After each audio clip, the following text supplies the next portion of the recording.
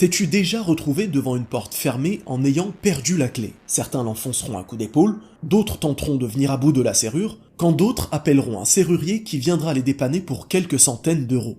Mais laissez-moi vous parler d'une porte dont la serrure ne pourra être ouverte ni par un serrurier, ni par enfoncement, et ni par un quelconque outil. Seule une clé pourra ouvrir cette porte. Cette clé porte un nom et elle s'appelle La ilaha illallah. Et vous l'avez compris, je parle bien entendu de la clé des portes du paradis. Comme toutes les clés, cette clé comporte des dents qui correspondent à une serrure. Lorsque la clé est entrée dans la serrure, toutes les dents doivent parfaitement remplir leurs conditions pour que la clé tourne et permette l'ouverture de la porte. Si une seule de ces dents ne remplit pas son rôle, alors la porte ne s'ouvrira pas. La clé du paradis, elle aussi, comporte des dents. Elles sont appelées les 7 conditions de la ilaha illallah. Si une seule de ces conditions est absente, alors la clé ne pourra pas ouvrir cette porte. Rendez-vous compte, de nombreux croyants prononcent l'attestation de foi, la ilaha illallah, sans même savoir ce que cela implique. Vous verrez, la plupart d'entre vous se rendront compte qu'ils connaissent ces 7 conditions de façon inconsciente, mais qu'ils ne les ont simplement jamais apprises. C'est donc parti pour les 7 conditions de la ilaha illallah. Première condition, la science,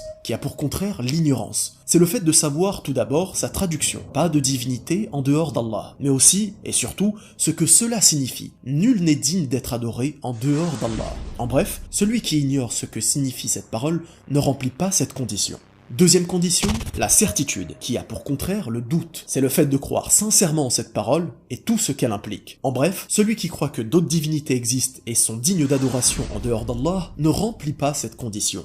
Troisième condition, l'exclusivité, appelée aussi la sincérité, qui a pour contraire le shirk, l'associationnisme. C'est le fait de purifier son intention de façon saine et exempte de toute association. En bref, celui qui prononce cette parole ou pratique sa religion en ayant l'intention que son entourage ait une bonne opinion de lui, ou pour un bénéfice purement mondain, ne remplit pas cette condition. Quatrième condition, la véracité, qui a pour contraire le mensonge. C'est le fait de croire sincèrement en cette parole. En bref, celui qui prononce cette parole sans que son cœur ne l'atteste réellement et par pur mensonge ne remplit pas cette condition. Cinquième condition, l'amour, qui a pour contraire la haine ou la répulsion. C'est le fait d'aimer cette parole à travers ce qu'elle implique et indique. En bref, celui qui prononce cette parole en éprouvant une gêne, de la haine ou de la répulsion ne remplit pas cette condition. Sixième condition, la soumission, qui a pour contraire le délaissement. C'est le fait de se soumettre pleinement en circonstance de cette parole, en obéissant aux ordres d'Allah et en l'unifiant. En bref, celui qui délaisse les actes obligatoires ordonnés par son créateur ne remplit pas cette condition. Septième condition, l'acceptation, qui a pour contraire le rejet. C'est le fait d'adhérer et d'accepter avec le cœur et la langue ce qu'implique cette attestation. En bref, celui qui s'enorgueille en refusant d'accepter cette parole